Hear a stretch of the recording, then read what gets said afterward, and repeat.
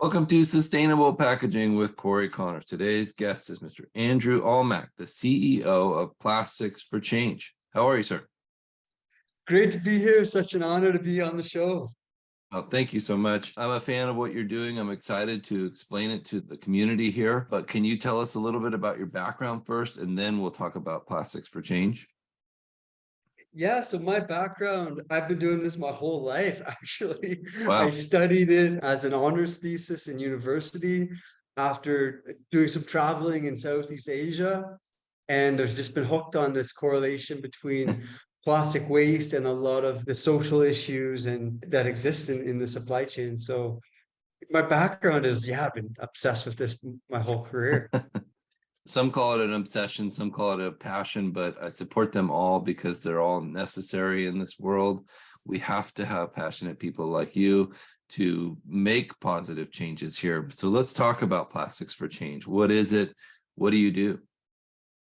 So we do two things. One is that we connect the waste collectors at the base of the supply chain with global brands and manufacturers. And then the second thing is like we help the global brands and manufacturers make the transition away from fossil fuel-based plastics to ethically sourced recycled plastics through fair trade, verified supply chains. That's excellent and such an important part of this community. And I think with the onset of extended producer responsibility, your job is going to get even more popular and important, where brands are absolutely needing to and required to use higher post-consumer recycled content. Is that what you're seeing? I certainly hope so. I think in particular, living in South India now for the last 7.5 years, well, just the amount of plastic being consumed has doubled in the last 5 years. So you can imagine the infrastructure, the municipalities trying to build all the infrastructure and systems. If the size of the problem's doubling every 5 years, it's pretty hard to keep pace with that. Yeah. And that's the reason why most of these emerging economies don't have collection system. They just can't keep pace with it, and they also don't have the tax revenue. And as a result, what we see is that 58% of all the plastic that's collected comes from the informal sector. Like boggling. They're the backbone of the global recycling system. And they also are, we're talking about people that are making their careers picking up the discarded plastics, and they're not relying on taxpayer funding or funding from the government to go and do this. They're doing this service. There's some intrinsic value to the plastic, and they're often some of the poorest people in all of society. Yeah. The people at the base of the supply chains in these emerging markets, often they have a lot of barriers to formal employment. And you can kind of think of plastic waste as like if you're really down and out, let's say you haven't had the opportunity for an education, or a lot of the times we see migrant workers move to a city because they had crop failure or something happened and they need to just start working right away. Well, there's no barrier to entry necessarily to going and picking up the discarded plastic. So huge scope for social. Very true. I heard Dave Ford speak on the global south and how hundreds or even thousands of people around the world are collecting waste as a job. And he interviewed several of them on his speech. This was at Waste Expo. And he interviewed several of them, and they said, I love this. This is great. I'm making a great wage. I'm outside. I'm collecting things. Yes, it's dirty work, but it's profitable, and it's a great career for me and my family. So I think you're exactly right. It's an opportunity for employment. It's an opportunity. But like you said, we're going to need more consistency here, and we're going to need to get the governments involved with the process. Is that what you're seeing happening? Well, I think that it's not always such a rosy picture. Yeah. I think that, I mean, I have so much respect for Dave Ford and what he's done for the community. But Cory, if you ever have a chance to come and visit, we'll do the Waste Picker Challenge. So you come and you have to wake up in the morning, you have to keep your wallet, your phone, your keys, everything, keep it in your hotel or wherever you're staying. And then the challenge is, how long does it take you to buy your first meal by picking up the discarded plastics? Yeah. and it's not easy. It's Yeah. humbling. I try to do this once a year just to keep a reminder to myself that it's hard work. And I'd say a lot of these people at the base of the supply chain are not doing it because it's their preferred career path. They're doing Oh, it out sure. of barriers to other opportunities. Now, as you go up the chain and as you get into business owners and scrap shops, then you see there's a lot of pride that they do take in their work. And I think the awareness now of their contribution to society is also growing, which is really great to see. And having that, giving them that voice for the role they're serving is also a key part of it. Very true. I think there's lots of opportunity and there's lots of challenges, and more people are going to understand this process as being essential. So I think those people will see more value from the plastics they collect, I hope, in the future as these higher PCR target come to fruition. So when you say you're connecting people and brands, how does that work? Let's say I'm a brand, I call Plastics for Change. What do you do to help us?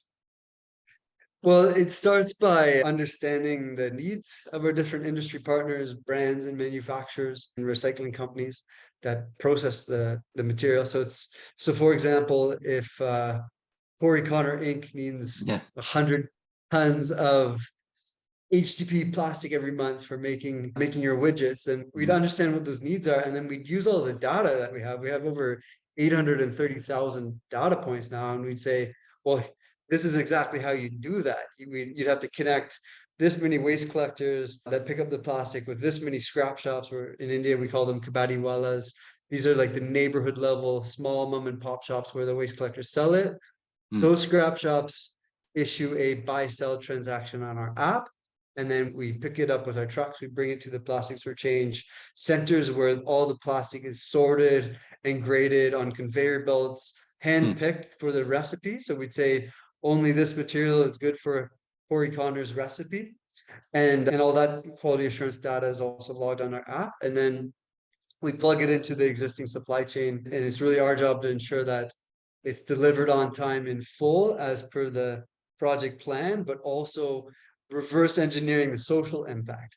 So in every community, we have 2 or 3 social service workers working full time to avail access based on a need assessment, but all of the philanthropic services such as childhood nutrition, access Mm. to education and creches, and going deep into the communities for the kids, the waste pickers kids, Yeah. access to the other common things in the need assessment is getting the right IDs and access to the existing government schemes. You'd think that would be easy, but it's often really hard for a lot of these folks. I bet.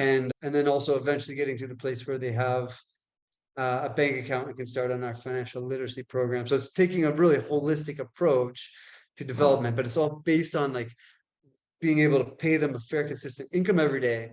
Because if they can have that, the predictability is key. Because I think globally, like the informal sector is unregulated, it's highly fragmented, and it's based on people cheating and lying and stealing because there's no Yep. there's no authority. So we're really flipping that whole paradigm and saying to the stakeholders, okay, the more social impact that the scrap shop creates, the more they're able to participate in our incentive system.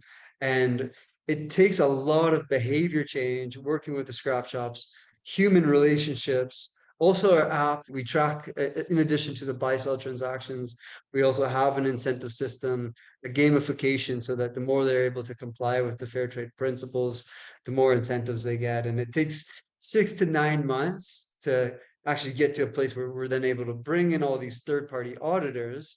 We did 8 audits last year in person with third-party agencies to Wow. validate the claims and to really show like the journey that we take these stakeholders on. That's amazing. Do you have any numbers for us as far as like the number of people that are collecting, or maybe the quantity of material that's been diverted from the environment to your facilities?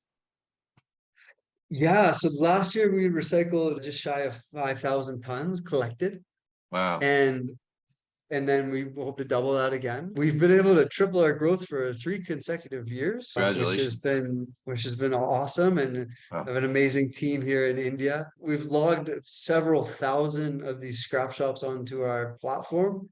And then every scrap shop serves approximately 15 waste collectors. Hmm. And so the scale is just incredible. I think it's estimated at least 20 million people are doing this. Like 20 million people, that's the whole world's largest army of people going Yeah, and yeah. it's incredible. And the need is going to continue to grow, unfortunately, until we get our act together and figure out some different materials to use. But Yeah. what would you say is the most common thing that comes in? Is it bottles? Is it film? What do you see most of the time? Excellent question. So the scrap shops, we typically see the by far the biggest volume is PET bottles. It's generally 1 ton of PET for every 1 ton of PET, there's 500 kilograms of polyolefins. And then there's also like, it's referred to as CADAC, but like the rigid dark plastic, which has a lot of ABS, everything that's Mhm. lesser volume. And then films are even less than that, is what Oh, we see. interesting. What about the sachets? I know that was a big issue in India. Are the collectors able to get any of those because they're so small, or do they leave them? It's something super challenging. We've been putting a lot of our R&D budget into this. We found a product market fit where we've made 30 houses. So we've taken sachet, compressed it in these panel boards, and actually built 30 houses for people that were just living in the mud. We went and like we were able to do this through a CSR project. Shout out to Kimberly Clark. We Yeah. were able to make these houses. The challenge is that you can imagine try if you're a waste collector, the number of times you have to bend over to pick up a sachet pack, Right. you just can't earn the calorific value to feed yourself the amount of calories you burn Yeah. picking up versus, yeah, it doesn't pencil out. And I think that's the sachets are something where that's where like you need a government formalized collection system for that. It needs to be Yeah. taxpayer revenue or a different kind of EPR scheme to really tackle that one. Hopefully, like we're putting more and more of our R&D budgets into creating markets for everything. My personal view is sachet packs. The best thing, of course, is to try to eliminate that and design a different packaging. But then there's Yeah. a real role for bioplastics when it comes to sachets as well, in my opinion. Now, I Yeah. don't say that for any of the rigid plastics that are able to be recycled because that actually hurts the recycling system. But when it comes from little small format sachet packs, I'd say the innovation in bioplastics is exciting for that application. That's a very good point. I just got back from APEC and we were speaking about exactly that. What are the best uses for biofilms? What are the best case for that kind of packaging materials? And what are the barriers to entry? All these things.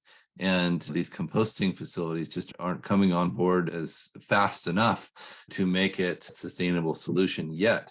So that makes a lot of sense having sachets be made out of bioplastics. Great point. Yeah, and we're seeing it, we're already seeing it as something that's getting traction. It'd be nice to have a little bit of a push from a regulatory perspective on that as well. In addition to the, well, we're seeing such amazing traction already in terms of mandating the use of recycled plastic. And I also would love just to highlight like the job creation factor, right? Like, Yeah. don't think about it as like from the environmental perspective, like that's very key, curbing CO2 emissions, if super important, but like the amount of jobs that you create for every 1 ton of recycled plastic that goes through the supply chain versus every 1 ton of new virgin plastic that comes online I saw a study in Europe that it was estimating it was like 8 to 10 times as much. So in emerging economies, I don't know, but it's definitely larger than that. That's exciting. And that's good news. And you're right. We need to collect this material and use it, figure out the right scheme, the right EPR or deposit system or something like that to make it valuable. You said you have plans to double this year or next year or every year. Can you walk us through that? How does that work? Are you just in India now, or are you talking about expansion to other countries? Yeah, we're proud to be expanding into the Philippines and West Africa this year. We've Wow. recognized that it's the same supply chain, the informal sectors everywhere in the global south, and it's the same Mhm. sort of barriers that the waste collectors are facing with fragmentation, unorganized sector, exploitation. So yeah, we want to replicate this model as fast as possible to get more and more waste collectors connected and helping to catalyze more and more brands to make that transition from fossil fuels to recycled plastic. And I think one of the key things that I've recognized is that a lot of the industry has goals. They'll have meetings and strategy and they'll set goals. But when you really get into it, a lot of them don't have a plan. And when I say a plan, I mean like details, like Right. what exactly needs to happen for you to hit that goal. And that's because at the brand level, they don't buy plastic. They're used to buying the SKU. So we've found that the brands that are really actually getting involved in the plan, the detailed plans of all the tiers that need to happen to reach their goals, those are the ones that are crushing their sustainability commitments. And the ones that aren't are frankly like missing it because it doesn't happen unless you do all the doing. That's it. You have to do the doing. That's exactly right. You have to go through and say, okay, where are we going to source this? And how are we going to make sure? And like you said, you had 8 audits last year. That's impressive. I think a lot of issues with some of these recyclers are a veil of secrecy almost. And maybe that's not intentional, but it's how it feels. And so it's exciting to see you're sharing the data and opening the books and opening the doors to outside people to say, hey, this is what we're doing. What do you think? Well, one of the features I'm really excited about is we now have a live dashboard. Oh, So for brands that have a supply chain dedicated to them, we can give them a custom dashboard in real time so they can see all of the different philanthropic services that are happening, all of the customized impact KPIs in tier 7 or 8 of their supply chain in real time. So that's something that we worked super hard to actually pull that all together. But it's incredible living in 2023, data and technology and information flow. It's incredible the things you can do through a supply chain. hmm. That's excellent and very exciting. You mentioned employment. I saw yesterday a friend of mine posted Africa has the highest unemployment rate in the world. So moving to West Africa, I think for you is going to be a great source of new jobs for them. And that's exciting. Yeah, and also just accelerating that journey, right? We just Mhm. the populations, the slogan for our expansion is follow the babies, right? Because you Yeah, want to, if you wait until the population is mature and has all their disposable income, and you have to actually set up the infrastructure before that happens so that the systems are in place. You can't wait; it's too late. So yeah, it's a huge opportunity in Africa as well. And well, and then even just you look at the scope in Latin and South America, in Southeast Asia, most even the all the stands, like it's the majority of it's still informal. that's a really good point. And do you think that I've heard several people say in the past that we will eventually be harvesting raw materials from landfills? Do you see that as ever happening? We at Plastics for Change have a policy not to source directly from landfills. Of It's course. quite hard Yeah. to achieve our compliance standards, and we want to try to Yeah. prevent it from going to the No, I landfills. wasn't saying that you would do that. I was saying, do you think that would happen? Do you think that's possible? I've been fortunate to be on some panels with experts in paralysis, and that like, Mhm. you take it not with the technology that exists today, is my Yeah. understanding. Now, in the future, when we're really running out of resources, it's 2200 and Yeah. there's no more oil well, I don't know what's going on. Right. Probably they have some technology to do that. The the landfill owners are playing the long game, I think. Yeah, I mean, harvesting methane from landfills and potentially harvesting raw materials. These are all very interesting ideas, but like you said, I that's not our focus today. Yeah, and the urgency is on let's address these sustainable development goals now. Like 2030 is around the corner. We're going to Yeah. have more like the microplastics are a lot of the time it's also burning, right? Mm. Burning and dumping, which then releases the toxins into the air. And instead of going into a landfill, it's going into the air. And where does that go? Well, most of that is sequestered by the oceans, and then that binds. It's a big mess. We really need to accelerate the progress and bring the recycling systems to these emerging economies at lightning speed. And I think that the inspiration that I have is that we have fair trade agriculture in almost every country, right? There's people working on this, connecting farmers. There's that we've seen the garment sector in India go through a rapid formalization with standards and policies and bringing audits to the system. Bring instead of if you look back even 10, 20 years ago, the human rights violations were atrocities. So I have hope that the sector is going to formalize quite aggressively because consumers are also wanting to purchase from brands that are taking action. And especially even just in the last few years, we've really seen a lot of the brands say, okay, we're not going to just ignore this. I think again, it's like 58% of all the plastic picked up. And I got to give a shout out to the body shop as well. They were the ones that first really, we took their systems from fair trade agriculture. It took 3 years of work to actually achieve their standard before we launched it. And they were really, I think, the first brand that stuck their neck out and said, hey, there's this huge informal sector and taking these guys on a journey. And now a lot of brands have followed suit as well. Wow, that's excellent and very exciting to hear. Really looking forward to the future of Plastics for Change and what you'll accomplish. I think we should do another episode here in 6 months or a year to see what's happening next. But thanks again for being on the show, Andrew. Really appreciate it. Thanks so much. It's been such a pleasure. Thank you, Keep you Landsberg posted. Aurora, for sponsoring. If you're listening, make sure you subscribe so you don't miss the next episode and stay tuned for more. Thank you.